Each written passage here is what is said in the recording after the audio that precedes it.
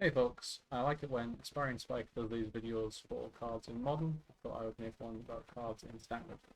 There's different categories. The first category is cards that I think could actually be good. And the first one is Does Machines. This is a 2-mana enchantment class. So one of these ones where you level it up. When it enters, you have the ability, you mill 2 cards, draw 2 cards, then discard 2 cards. You can level up to 2 to return up to 2 target artifact cards from the graveyard of your hand, and you can level up for a further 5 to, at the beginning of your combat on your turn, so every turn, put 3+1/+1 counters on target artifact you control, and if it wasn't a creature, it becomes a 0/0 creature, so you can make like a big fold. Or you kind of grind out with a lot of robots over a long time. But I think the interesting thing about this card is that first mode, that first enters the battlefield, mill 2, draw 2, then discard 2. I look at this and I see a card similar to Town Greeter, which is a 2-mana 1/1 that mills 4 cards when it enters, and you can put a land from among them in your hand. And I see a similar thing. I see a permanent here that puts 4 cards into the graveyard and gives you a lot of control over the cards that go there, and it kind of digs you towards combo pieces. So I think this card could be pretty good in Reanimator style decks with cards like Superior Spider-Man's been seeing a lot of play lately. Squirmy Emergence perhaps hasn't seen as much play, but I really want it to work. Duretti is an interesting one because Duretti is a Reanimator card for artifacts specifically. Of course, this card does kind of care about artifacts on its later modes. I don't know if it's too much of a trap to be thinking about those later modes, and if you should just be thinking of this as a 2-mana permanent that puts 4 cards into the graveyard. But maybe you do care about it. You could pick up some things like Hydrogen Relic to try and get more value out of this card. Also, you can animate your Hydrogen Relic with the final mode, and that's pretty good. And perhaps the things that you're reanimating are in fact artifacts, and you're going down this directly route, so you're reanimating Extinguisher Battleship, or there's a couple of artifacts I'll talk about later in this video that you might want to reanimate. I have a cat, that's very interesting, some bubble wrap. Perhaps Diamond Weapon is an artifact, cares about the number of permanents in your graveyard. I think what interests me most about this card, though, is, and I've said it a few times, and I'll say it again, it's a permanent that puts cards into the graveyard. I really like Squirming Emergence as a card, and I really want Squirming Emergence to work. I kind of think Superior Spider-Man is just doing a very similar thing, but better now. But one thing I've learned as I've been trying to build Squirming Emergence decks is it's a real shame that all the best ways to put cards in the graveyard aren't permanents, which is problematic because Squirming Emergence really cares about putting permanents specifically into the graveyard. So having a permanent that puts cards into the graveyard seems good. The fact that this isn't just mill 4 either, it's draw 2 then discard 2, so you can get combo pieces out of your hand and into the graveyard ready to be reanimated. I think that is very powerful and very interesting. I like Does Machines. Second, we have Cool But Rude. Another one of the turtles does that. So this is a 2-mana red enchantment. Its first ability is whenever you attack, you may discard a card. If you do, draw a card. Its second level, you pay 2 mana on top of the 2 mana you spend to cast it. You have whenever you discard a card, this class deals 2 damage to each opponent. And the further 2 mana makes it level 3, which gives you a gamble effect. When this class becomes level 3, search your library for a card, put it into your hand, shuffle, then discard a card at random. So again, mostly want to focus on the first mode. However, I think the second mode of this one is very interesting as well, and given that it only costs an additional 2 mana to get it, I think it's reasonable to start thinking about that one. But whenever you attack, you may discard a card if you do draw a card. So this is sort of similar to Artist's Talent, which we've obviously been seeing a lot of play in Lessons decks lately, except this is a more combat-focused version of Artist's Talent, when you attack instead of when you cast non-creature spells. So, you know, you're triggering that a lot less, because even if you attack with 10 creatures, that's still just one attack. It's only one trigger on this. But it does work with things like Monument of Endurance. We have seen that there have been some like discard, combat-focused, discard-based decks lately. We have like Blue-Red Looting with cards like Tiger Seal. There's been this like Inti list going around, Fear of Missing Out, and stuff like that. But also, let's look at that second mode. Whenever you discard a card, this class deals 2 damage to each opponent. So a lot of the problems with these discard-based strategies, with things like Inti and Fear of Missing Out, Tiger Seal, is they can be quite explosive. They're very synergy-based, so you need a lot of things running at the same time to get it going. But once your opponent like casts a Wrath, or something like that, you're having a really hard time. However, this is a good amount of burn, 2 damage per card discarded, to try and close out the game. And if you consider something like Iron Shield Elf, which is a repeatable discard a card outlet, you can just discard as many times as you like at instant speed. Obviously, you need cards in your hand to be able to do that. But 2 damage per, that's pretty appealing actually. Combine that with Monument to Endurance, you could be looking at 5 damage per card discarded.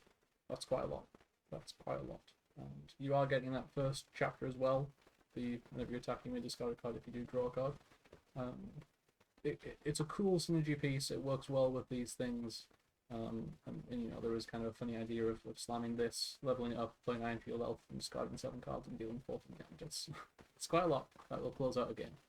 Obviously, that's all a bit Magical Christmas-like, but I feel like there's enough juice in this to make it considerable. It's fine. Whole pizza in that guy's face. It's like really exploding. There must be a lot of force behind that pizza. Right. Next up, Krang Mastermind. This is an 8-mana legendary artifact creature with affinity for artifacts, so it's going to cost 1 less for each artifact that you control. When it enters, if you have fewer than 4 cards in hand, you draw cards equal to the difference, and Krang gets +1/+0 for each other artifact you control. So if you control 6 artifacts, that's the dream. This guy is going to cost 2 blue mana. You're going to draw some number of cards, hopefully, and you're going to have a 7/4. That's pretty cool. 2 mana 7/4 that draws cards. Pretty strong. We have quite a few cards in Standard that synergize with this kind of thing. We have Pinnacle Emissary. On the next slide or two, we're going to have there's a new card very similar to Pinnacle Emissary. We have Weapons Manufacturing, which makes a bunch of artifacts too. Notice that the whole affinity thing. You don't care whether it's a real artifact or a token. So these artifact token generators are very good for it. And we do have a lot of 1 mana value artifacts in Standard at the moment. Some of them are even playable. Disclaimer, the ones on the screen are not necessarily the playable ones. But there's lots of these 1 mana food artifacts, be it Lunchmere, Candy Trail, Nutrient Block. There might even be a 4th one, I'm not sure. Oh, no, Instant Ramen is 2 mana, I think. And there's like the Enigma Jewel, so there's lots of cheap artifacts you can play, and then you can slam this guy for cheap, and that could be interesting. He is a bit of a finisher, he gets very big and attacks for lots of damage, and he draws cards, which is good.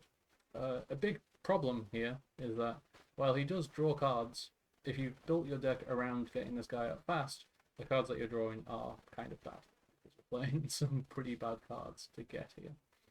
I've put Simulacrum Synthesizer on the screen for 2 reasons. One, Krang does trigger Simulacrum Synthesizer. Even if you are casting him 2 mana, he's still going to trigger the Simulacrum Synthesizer and make your construct, which is great. And they both kind of want similar things. They both want you to have lots of artifacts, so the constructs get very large, and so Krang gets very large. The other reason that I've put Simulacrum Synthesizer here is because Simulacrum Synthesizer is not that good in Standard currently. There is a Simulacrum Synthesizer deck, blue-white or Jeskai artifacts. It exists. I have played against it in the first round of every RCQ I've been to, for some reason, but I've never seen it in the top 8, and that's for a good reason. It's a bit of a meme.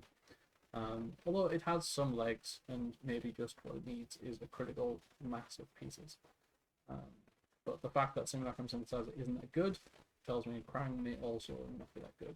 I've also put Ultima with the emoji of the guy exploding in grief, because if these decks see Ultima, they're having a really, really bad time, because it destroys all artifacts, and you don't even get the death triggers. Not sure about Krang, not sure he should be in this category of cards that I think could actually be good, to be honest, but it's interesting. It's a bit like having a thought monitor in Standard, except the big problem is we don't have all of the 0 mana artifacts that Modern has. Next up we have Ravenous Robots. This is a card that's very similar to Pinnacle Emissary. It's a 2 mana artifact creature. It says whenever you cast an artifact spell, create a 1/1 colorless robot artifact creature token. It's a 2/1. It also has the activate ability, pay a red and tap it, and it gives all creature tokens you control haste until end of turn. As I say, it's basically just another Pinnacle Emissary. It sits in a weird spot between Pinnacle Emissary Warped and Pinnacle Emissary Cast because it's 2 mana, it's a 2/1. Its tokens don't have flying, but they can block things that also don't have flying. So it's interesting. I think anytime you're playing Ravenous Robots, you are playing it alongside Pinnacle Emissary. It is Pinnacle Emissary 5 to 8, or maybe 5 and 6, for example. So you don't really need to consider, is it better or worse than Pinnacle Emissary? It simply does not matter. You're always playing it alongside Pinnacle Emissary. For what's worth, I think it's probably worse than Pinnacle Emissary on account of not having the whole warp thing. And the tokens not having flying, but it's just another way to get more artifact things onto the board. It's going to work well with the Krang that we just discussed, and it's going to work well with anything that would work well with Pinnacle Emissary. Again, the problem is we don't have any 0 mana artifacts in standard, really. And we have Mox Jasper, and that's about it. And I guess potentially Mox Jasper plus some kind of shapeshifter could actually allow you to tap it for mana. But realistically, you're going to have to pay real mana for the things that you get from this. And I think the other strategies that are in standard are strong enough that just having to pay mana to actually get your tokens out of these guys means that's probably not good enough. But these are the kinds of cards that really rely on having a critical mass of these kinds of cards. And having another one is certainly notable. Let's go on that. Michelangelo, Weirdness 2/11, and Mutagen Man, Living Ooze, and the Ooze, and Mikey and Leo, Chaos and Order. These are all emblematic of the Mutagen token strategies that are being printed into this set. These cards all work really well together and do things to do with Mutagen tokens. I don't want to read all of these cards. You are welcome to read all of these cards if you like, but I will say that Mutagen tokens are artifact tokens that have the ability to pay 1 and tap them and sacrifice them to put a +1/+1 counter on target creature. You can only do it as a sorcery. Michelangelo makes all of these tokens worth double. Or not double, 1 more. Mikey and Leo says that you draw a card whenever a counter is put on creature you control. Mutagen Man makes Mutagen tokens and also makes them cost 1 less, or 3. The Ooze, whenever a creature you control dies, you get Mutagen tokens for each +1/+1 counter that's on it. And you can also make more Mutagen tokens by exiling cards from your graveyard. Lots of ways of making Mutagen tokens, using Mutagen tokens, and benefits for doing so. You could potentially make some boards, make some creatures rather, quite large, relatively fast, which is interesting. All these cards are 2 mana, and have static abilities that are relatively powerful, especially in conjunction with each other. And I think that is interesting. I think these are really cheap cards, really good rates for the effects that you're getting. It's just whether or not those effects are any good. That is kind of the real question here. I don't know. There's certainly a lot to be explored there. There's lots of other cards in standard that care about +1/+1 counters, or sometimes just any kind of counter. And you look at Lorwyn, for example. So something to explore. Big green hardened scales-esque strategies. Could be a thing. Don't know how I feel about Mutagen tokens as an idea. Because, it's kind of just putting +1/+1 counters on things. But it's a slightly more interesting way of doing that, I suppose. It will be interesting to see how this one plays out. All these cards are coming together, and they're synergized with a bunch of cards that already exist in standard, so worth keeping an eye on, I think. Super Shredder. Super Shredder. He's not a Shredder, he's Super Shredder. He's 2 mana, he's black, 1 black. He's a legendary creature and he has Menace, and he says whenever another permanent leaves the battlefield, put a +1/+1 counter on Super Shredder. He starts as a 1/1, but hopefully he gets large quite fast. I think, firstly, notable here, whenever another permanent leaves the battlefield, not a permanent you control leaves the battlefield. So removing your opponent's stuff makes Super Shredder bigger. The more things that die, the more powerful Super Shredder gets. This would be great if we had fetch lands. We have Evolving Wilds and Fatal Passage, but I don't know if you should be going out of your way to play those with Super Shredder. But this card works really well with Moon Shadow that was just printed and has been seen in a lot of experimentation. I don't think Moon Shadow has proven to be particularly good in Standard, but perhaps with another card that has a similar kind of effect in Super Shredder, maybe you're starting to reach a critical mass where this deck archetype can actually exist. And of course, it's just great with all of the removal spells that Black has, White Hex, Bit of Triumph, etc.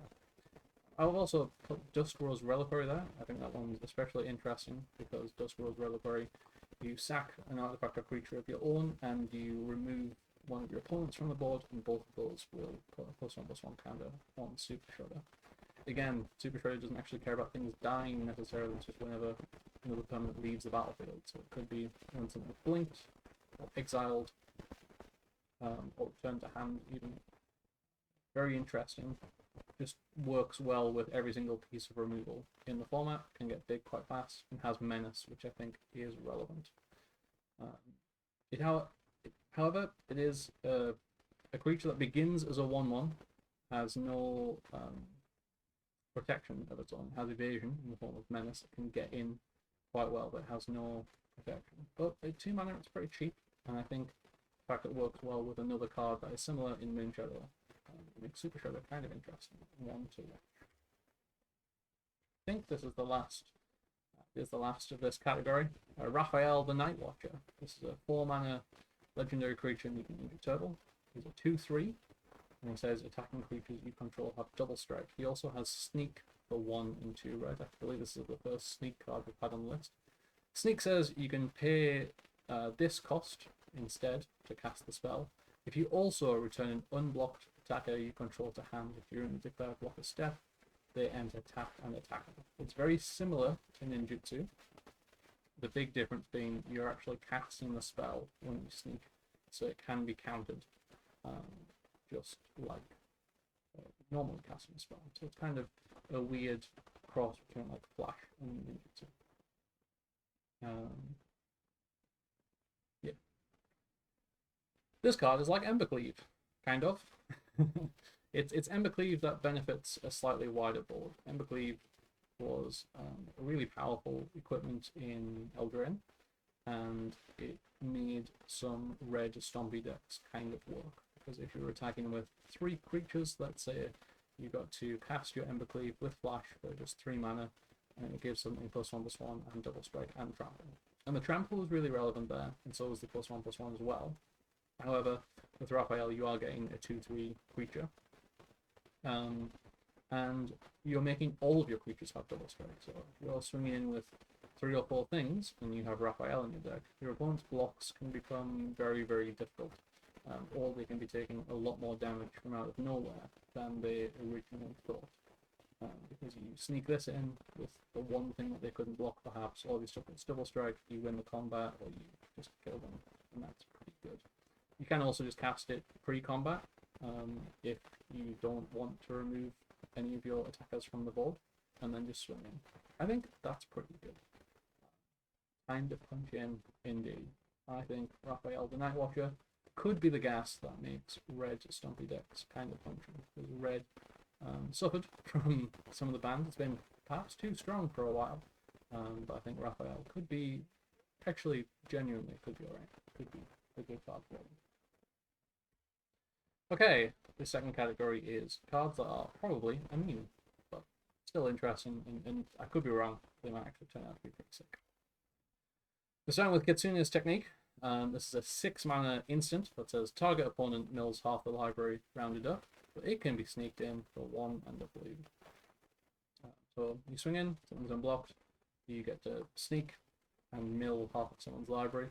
And the most obvious application for this in Standard is with River Churn Monument, which has the exhaust ability to make someone mill cards equal to the number of cards in their graveyard. I don't know, it might be a bit of a meme, but we have sort of a 2-card combo here. There is a secret 3rd card that has to be probably involved, which is creature where you can attack and it won't be blocked, and you can sneak it. So probably some kind of evasive creature like Spyglass Siren, for example, or 1 mana 1/1 flyer.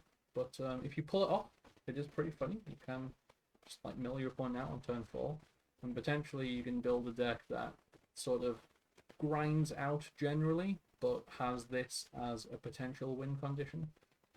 It reminds me a little bit of the Phyrexian Jace that you could use to just mill your opponents out in some of the longer games. I think you really are going to need it to be played with River Churn Monument, though. Sorry. I don't know if this ever does anything by itself. It's just milling half someone's library. Not necessarily that good. But it would be really fun, and I know my friend Bob is certainly going to try it. Michelangelo, Improviser, is a 4-mana legendary creature, 4/4. His deal is, whenever he deals combat damage to a player, you may put a creature card and /or a land card from your hand onto the battlefield. He has Sneak for 2 and 2 green. So we have a way of cheating, hopefully, big creatures into play, with the backup of you can put a land into play. Putting a land into play doesn't seem that relevant for standard. It's a nice thing to have. It's a nice little bit of extra value for this card, but the main deal here is obviously putting a big creature into play. So it's kind of similar to Corner Rescue Beastie, in that these are both 4-mana green creatures that you want to have survive until just after combat in order to put something big into play. Michelangelo has the Sneak ability, which sort of lets him get in easier, because you're casting him at like flash speed. You don't need to play station lands to make Michelangelo work. The thing about Corner was you really wanted a way on board to tap Corner, so that you could play Corner and in the same turn make sure Corner was tapped, so you can cheat your big thing to play. And that, lost to instant speed removal. Michelangelo still loses to instant speed removal, because if you sneak him in, one, you are casting it, so spell can be countered. This is not ninjutsu, unfortunately. And secondly, he has to actually deal the combat damage. So if he just gets spot removal in that gap, then you ain't getting a big creature. Also, you don't have to play station lands, which is a benefit, but you do have to play some evasive creatures such as Spyglass Arrow. And this means that your deck is built in this weird and awkward 3 parts, where you need 1/3 evasive creatures, 1/3 things that are good to cheat in with Michelangelo, and then also Michelangelo himself, which you need to draw in order for the rest of the deck to function. I think this is probably a meme, but I think it's an interesting way of trying to cheat in a big creature, and if you can cheat in something sufficiently large, you might be able to stabilize and win that way. I think it's probably a meme. I don't like that you have to jump through these hoops in order to get your big thing. We have Superior Spider-Man, for example, and that is much fewer hoops to jump through for a very similar result. We have Bebop and Rocksteady, a 3-mana legendary creature that is a 7/5. 3-mana 7/5. Look at those stats. Sick. Let's move on. No, unfortunately. In fact, whenever Bebop and Rocksteady attack or block, sacrifice a permanent unless you discard a card. That's an interesting effect, because sometimes you want to sacrifice your permanents and you want to discard your cards, or you want to do one or the other.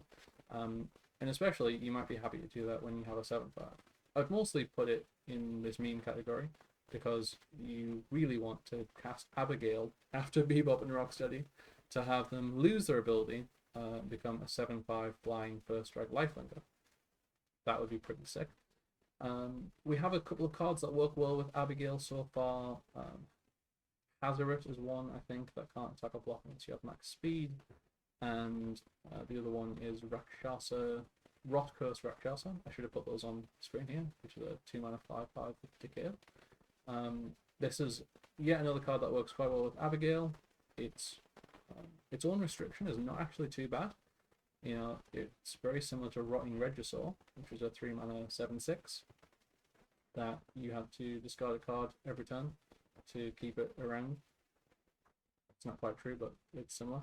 And Rotting Regisaur was pretty cool, and this card seems pretty cool to me, especially if you, as I say, cast Abigail, remove its abilities, and you have a 7/5 flying first strike life, and we like that. probably a meme. That's probably not going to queue up with some of the other strategies that we have that are a bit more consistent, that don't rely on specific combinations of cards quite so much, but it sounds kind of fun.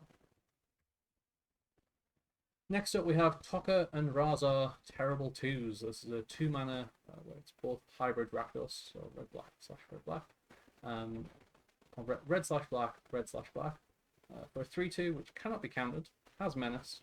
Because whenever a player casts a spell, if the amount of mana spent to cast it was less than its mana value, Tokka and Raza deal 3 damage to that player. And first thing that comes to mind when you see this in terms of its effect are cards like Deceit and the other evoke elementals from Lorwyn, which have been quite popular in Standard right now. I think Deceit, personally, I think Deceit is the strongest card in Standard at the minute. But there's other things too that I should have put on this slide and completely forgot to. Krang from earlier, for example, Sunderflock sees a bit of play. Or actually, every single one of those spells in the Sunderflock deck. Half Elemental, Eddie Crab, Tolarian Terror if you're playing it, Deceit, all of these things. It's also a 2-mana 3/2 with Menace that can't be countered, which is something to be said for these kinds of aggressive decks that you might see in black and slash or red. Probably say red and slash or black. And it can get an amount of extra burn out of people casting spells for free. So I think it could be a decent sideboard card for against these more unfair strategies. It's quite a fair card to play against unfair strategies. Where you're playing a 2-mana 3/2 with Menace, and they're trying to cheat things into play, and you're just getting some extra burn to try and close the door on the game before they can get maximum value out of their Deceits and stuff like that. Next up we have Krang, Utrom Warlord. This is a 9-mana 9/9 legendary artifact creature, an Utrom robot. I don't know anything about Teenage Mutant Ninja Turtles, so I don't know what Utrom is, or if I'm pronouncing that right. But it has flying, trample, indestructible, and haste, and it gives other artifact creatures you control flying, trample, indestructible, and haste. That is a hell of a collection of keywords to have. This is going to come in swinging for a bunch of damage with trample, and you are going to struggle to remove it on account of the indestructible. This just seems like a good artifact to reanimate. Is kind of the only reason that it's here. It has no ETB, which is potentially a problem. Although it's indestructible, it does get exiled, or you can be forced to sacrifice it. But to be honest, those kinds of effects aren't seeing that much play in Standard. So actually Krang might be a pretty resilient threat if you can get him onto the board somehow. And we discussed earlier some ways that you might be able to do that. So Krang could be the one. Perhaps the most meme card on the list, but a card that I absolutely love the look of, is Weathermaker. This is a 3-mana artifact that is essentially a mana rock. It says tap, add 1 mana of any color, but it also has landfall. Whenever a land you control enters, put a charge counter on this artifact. In addition to being a mana rock that can tap for 1 mana of any color, if you remove 2 charge counters from it and tap it, you get 2 colorless mana. If you remove 3 charge counters from it and tap it, it deals 3 damage to any target. It reminds me of Dynavolt Tower from way back in Kaladesh, which was a lovely, lovely, lovely, lovely card. That unfortunately has never been strong enough to see any play outside of the Standard format that it was printed in. I like my 3-mana artifact that can deal 3 damage to any target. I like that it's asking you to just put lands into play. That's also a thing that I love doing. And I think that's kind of interesting. It's unfortunately really, really slow. In order to actually kill your opponent, let's say you need to deal 15 damage, then you need to put 15 lands into play. And I think if you put 15 lands into play, you probably have other ways of winning the game. So I think it's a super meme, but I wanted to mention it because it's like Dynavolt Tower, which I really loved. And I know other people will have really loved. Unfortunately, this ain't Dynavolt Tower. It does tap for mana though. You can do things with that. And then, I don't know, maybe you blink your lands, maybe you Aftermath Analyst a bunch of lands back, and you get to deal 3 damage to any target. It's so good. Right, next up, Technodrome. This is a 2-mana 3/3 artifact creature. It has reach and trample. Sounds great, but unfortunately it can't attack or block unless its power is 6 or greater.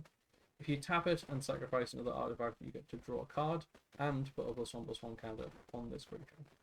I think expecting this to attack or block is a bit of a fool's errand, but I think seeing this as a 2-mana sacrifice outlet that draws you cards is kind of interesting. It reminds me a little bit of Reckoner Bankbuster, which was a 2-mana artifact that you could draw cards with. I suppose that's the only way in which it reminds me of Reckoner Bankbuster, really. The big downside to Technodrome is that it starts as a creature, so it does just die to creature-based removal. And it's only a 3/3, so it's dying to a lot of creature-based removal. However, there are some artifact decks that want a sacrifice outlet. Cards like Weapons Manufacturing want you to be able to sacrifice your artifacts, because when the munitions leave, they deal 2 damage. Cryogene Relic wants you to be able to sacrifice it so that you can draw another card. Phoenix Fleet Airship wants you to sacrifice something every turn so that you can get more Phoenix Fleet Airships, which, as long as the first trigger resolves and you have 2 Phoenix Fleet Airships, and then the second trigger resolves and you have 4 Phoenix Fleet Airships, you could start sacrificing your Phoenix Fleet Airships and still go up on the total number of Phoenix Fleet Airships. There's a fun graph to be explored there. But it's probably a meme because it's a 3/3 that can just be destroyed. The fact it's a creature also means that you can't sacrifice anything with it the turn that it comes into play, which is a big problem. So realistically, Repurposing Bay is the card that Technodrome wishes it could be, but it's an interesting one at the very least. Okay, the next category is interesting, but I'm not sure what to do with it. These are cards that I think are kind of interesting, but I don't know how to build a deck with them. Southwind Avatar is a... Avatar? I thought we already had the Avatar set. Is a 4-mana black creature, so 3 in a black, for a 3/4 with Death Touch. And whenever another creature you control dies, you gain life equal to its toughness. Whenever you gain life, each opponent loses 1 life. The reason I think this is interesting, we have a few effects like this in Standard at the moment, where whenever you gain life, each opponent loses that much life or loses 1 life or something like that. What I think makes Southwind Avatar interesting is it's one of the only cards I've seen that also has a way to trigger its own ability stapled onto the card. Whenever another creature you control dies, you gain life equal to its toughness. So is there something we can do there? I've put some cards on the screen that may be able to do something like that. Boggart Mischief potentially lets you kill your own 1/1. It also makes 2 1/1s, and it says whenever a goblin you control dies, you drain 1. And with Southwind Avatar out, draining 1 would actually drain 2. It's not incredible. Look, it's nickel and diming them. Maybe it could work. Umbral Collar Zealot, a way of sacrificing creatures, gaining life equal to their toughness. Osseous Stick Twister is a card I absolutely loved in Duskmourn Draft, and I would love to see it see some play. If its Delirium triggers, you may sometimes deal 2 damage to your opponent with lifelink, so you're gaining 2 life, and Southwind Avatar drains them for 1 again. Maybe there's something there. I don't think there is.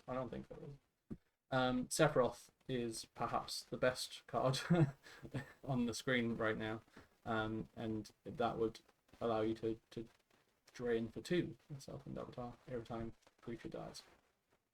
No, wait, you drain for 3.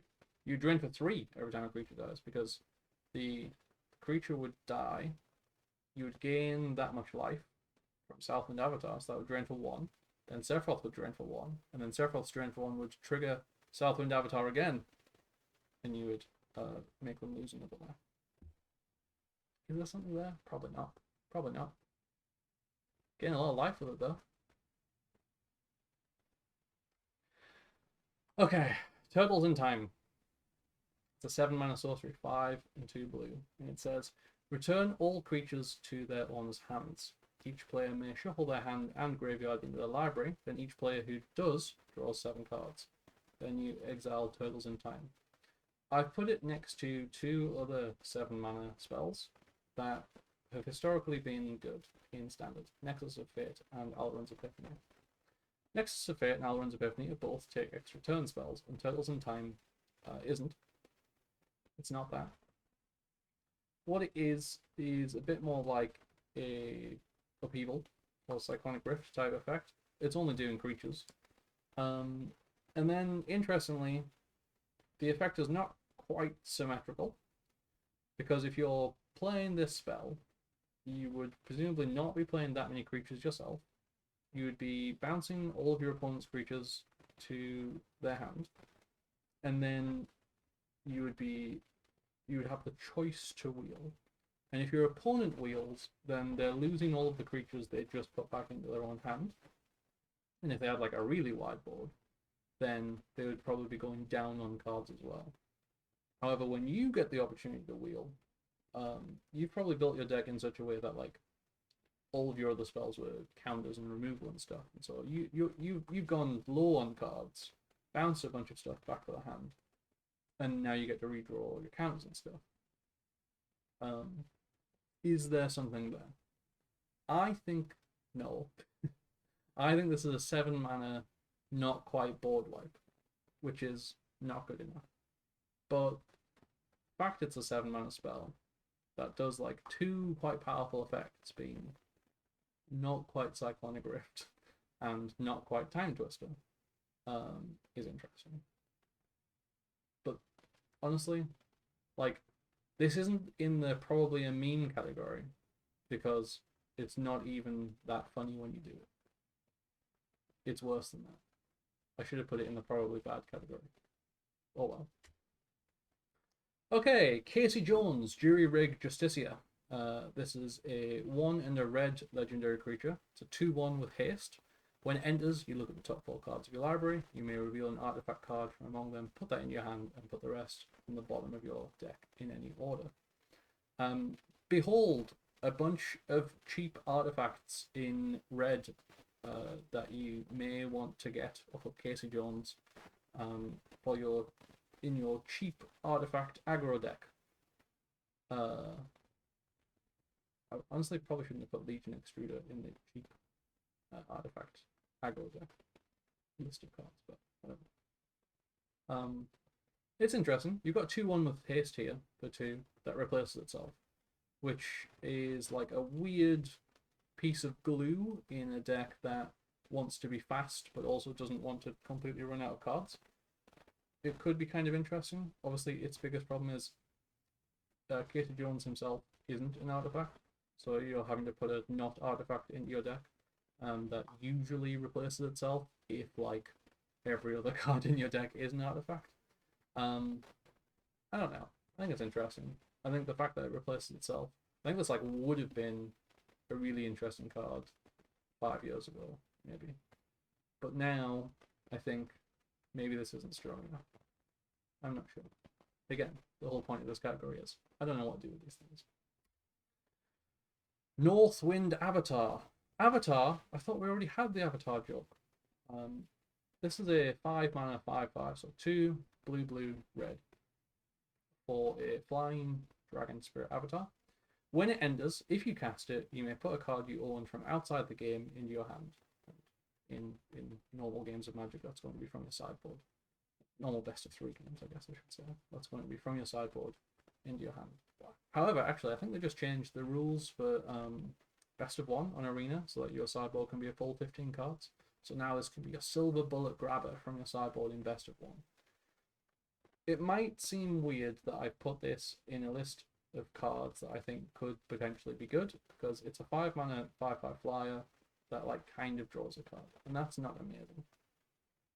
The thing that I think is interesting about it, especially, and why I've put it with Ral Crackling Wit on the screen, is that the blue-red decks in Standard right now often lack a thing to do when your opponent is exiling your graveyard. A lot of the blue-red decks revolve around your graveyard in some way. You've got Lessons, which, of course, wants cards in its graveyard to power up the Accumulate Wisdom and turn choice of words.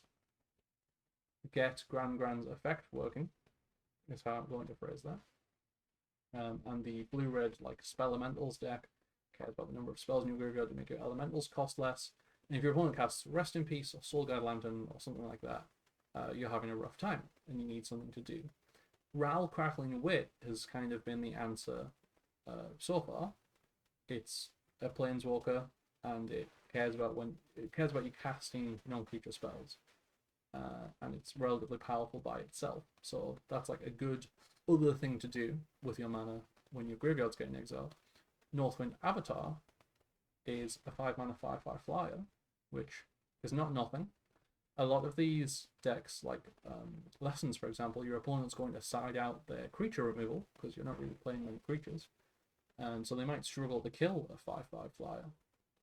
And you get to like take a good thing from your sideboard, perhaps, that could help you. So I think it's interesting.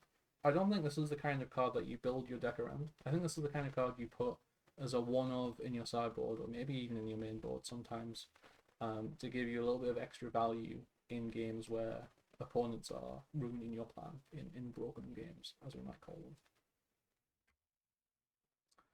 Right, 2 cards at the end of this category that I just have no idea what to do with, and this is the engagement bait part of the video where I ask you, what would you do with this? And put it in the comments, because I'm genuinely curious. These cards seemed interesting to me, and I wondered what other people might say about them. So, Michelangelo's Technique is a 5-mana sorcery, 4 and a green.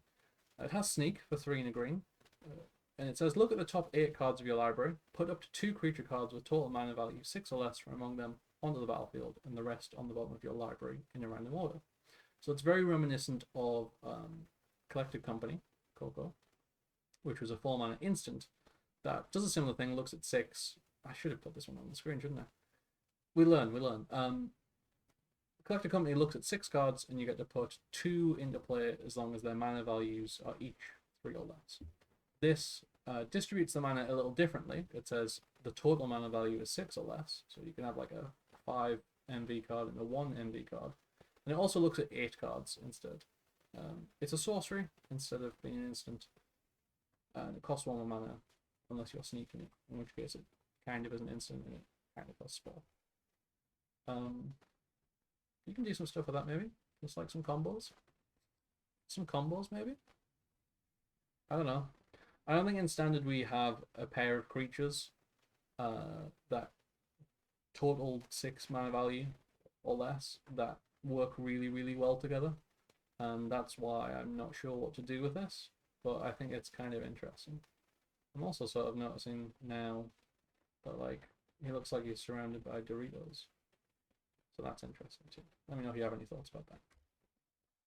And similarly, we have Turtles Forever. This is a 4-mana white instant, so 3 and a white, and you get to search your library and / or outside the game, so usually your sideboard here, for exactly 4 legendary creature cards you own with different names, then reveal those cards. An opponent chooses 2 of them, put the chosen cards in your hand, and shuffle the rest into your library. So, I should have put Gifts Ungiven up on the screen here. Gifts Ungiven does this same thing, but for any 4 cards. And it puts the ones that aren't chosen in your graveyard, which makes gifts a lot better because the cards you don't want go into your graveyard, or the cards your opponent doesn't want you to have, which you can do things with that.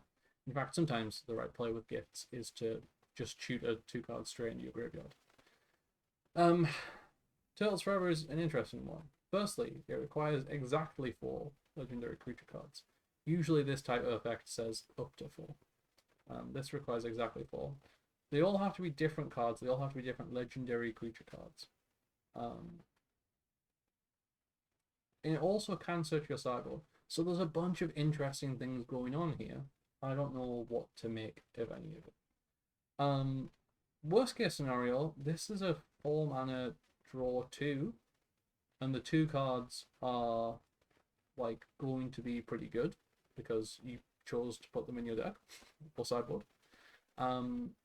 And it's an instant, so you've got a 4-mana draw 2 good cards at instant speed. And because it can search your sideboard, you don't even need to put the legendary creature cards in your deck. You could just put some in your sideboard, and maybe you have like a selection of, I don't know, 6 legendary creatures in your sideboard that can come in for different matchups. You have like, oh, here's my anti-aggro legendary creature, and here's my anti-control legendary creature, and here's my anti-combo legendary creature. And then but actually you have like 2 in each of those categories, so that when you cast Turtles Forever, you can always get a couple of them. Maybe, I don't know. It's a weird one. Normally, I would just dismiss this kind of card as a complete meme. But I think the fact that it can search your sideboard and is an instant makes this like interesting enough to consider. But I don't know what to do with it. You tell me. All right, final category before we are out of this video is the category of cards that I have called bad, I think. And this is based on some discussions I was having with friends where they were trying to tell me they think these cards are good, and I think they're bad, actually, and I'm going to explain why. The first one is Donatello Gadget Master, a card that, between that elf that we just had and this, I'm looking at the people of Wizards of the Coast and asking, Pete? This is a 3-mana 3/2 legendary creature that says whenever he deals combat damage to a player, create a token that's a copy of target artifact you control. However, it has sneak for 1 blue. So the dream of Donatello, I think, is on turn 1 you play Spyglass Siren. On turn 2 you play Cryogen Relic and you get a draw card. And on turn 3 you attack with Spyglass Siren. Your opponent has not removed it and they're not able to block it because it has flying. And you sneak in Donatello. You hit them for 3. You make a copy of Cryogen Relic. You get to draw another card, and then you cast your Spyglass Siren again with your 3rd mana. You make another map, and your board is like Donatello, Spyglass Siren, 2 map tokens, 2 Cryogen Relics. You've drawn 2 cards. This is the dream, and it seems like not that amazing, compared to turn 1 Elf, turn 2 Badgermole Club, turn 3 Overboard, or the Rhythm deck can like just win sometimes on turn 3, or put itself in like a completely unbeatable situation, compared to Donatello, where the dream is you've drawn like an extra card or something. My big problem with Donatello is that beyond sneak, he doesn't actually have any evasion, and he's a 3/2. So a lot of the time he just gets blocked or removed very easily. And when you actually have to pay 3 mana for him and then pass the turn and untap, and your opponent not have any blockers, and you need an artifact on the board that's worth copying, like, all of these things just seem so unlikely that I do not see Donatello being good. A thing people like to express, or have liked to have expressed in the conversations I've been having, is that it's more about rebuying your own ETBs. The next card we'll look at is the same thing. However, I don't think there are many creatures that have good ETBs and are also evasive threats that I am like happy to put back in my hand. We can look at Spyglass Siren, we can look at Floodpit's Drowner, we can look at Tishana's Tidebinder, and these are kind of the go-to examples. But you are removing your own tempo creatures from the board in presumably your tempo deck, and that seems really bad, especially when you're removing them for a kind of understated creature. Again, Donatello is a similar thing to, I remember the card that I was talking about earlier, where you have to build your deck in 3 thirds. You've got your evasive creatures, you've got your artifacts that you want to copy, and you've got Donatello himself. And when you don't have Donatello, the deck may not function. When you do have Donatello, the ceiling's not even that high. So, and the floor is super low. The floor is playing a 3-mana 3/2. You can't be doing that in standard these days. I don't think Donatello is good. Now, if you sneak him in and copy like an Extinguisher Battleship or something, that's going to be fun. It's going to be real fun. But I don't think it's good. Okay, Splinter's Technique is a 4-mana tutor. Search your library for a card, put that card in your hand, then shuffle. It's a sorcery. Costs 3 and a black. Or you can sneak it for 1 and a black. And I think that's sneakily making people think it might be good when actually it's horrible. In Commander, maybe this is a pretty reasonable thing to do because you love bouncing your own creatures and you get a 2-mana tutor out of it, and that's kind of cool. In Standard, that sneak for 1 and a black means that realistically this spell costs like at least 3 mana because you had to pay the mana for your creature in the first place. You had to untap, you had to attack with that creature, it had to be unblocked. And so here's like the player pattern, as exemplified by my meme here. You play your Spyglass Siren, same with all these snake cards. You play your Spyglass Siren first. Then you attack with your Spyglass Siren and you sneak it back to your hand, and you get to tutor 4. For what? What are you tutoring for? A removal spell? Maybe? Like, the answer, the most ambitious answer is you tutor for whatever it is that you need. But I don't think tutoring for whatever it is that you need is a kind of thing that these tempo decks really want to be doing. Tutors are for combo decks, sometimes for control decks. And cards with sneak fundamentally ask you to be playing a tempo deck because they're asking you to play cheap creatures that you can attack with and won't be blocked. And again, removing your own creatures from the board is the opposite of tempo. Potentially, there's a way to like really grind out your opponents. You look at things like that Phoenix Fleet Airship, which I shouldn't say Phoenix Fleet Airship. That wants you to sacrifice things, but there was a Dimir like bouncy ships we called it deck where you're casting boomerang basics on a lot of your own stuff to replay your like nowhere to runs and stuff like this.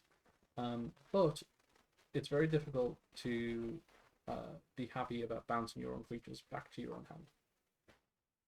Because there aren't that many creatures that have like amazing or even good solid ETBs while also being evasive creatures. Spyglass Siren's like kind of doing it again. And that's why I think Splinter's technique is pretty bad. That's why I think that felt pretty bad. I think they're bad for the same reasons. It's that sneak for 2 mana, it's confusing you, it's tricking. And that is my presentation of Teenage Mutant Ninja Turtle cards I think could be good in Standard. I hope you've enjoyed. Please let me know if you have any thoughts about them. I'll read and reply to every comment that I get. That's about it. I hope that you have a nice day. I'm impressed that I managed to get through all this in one take. All good. See you soon.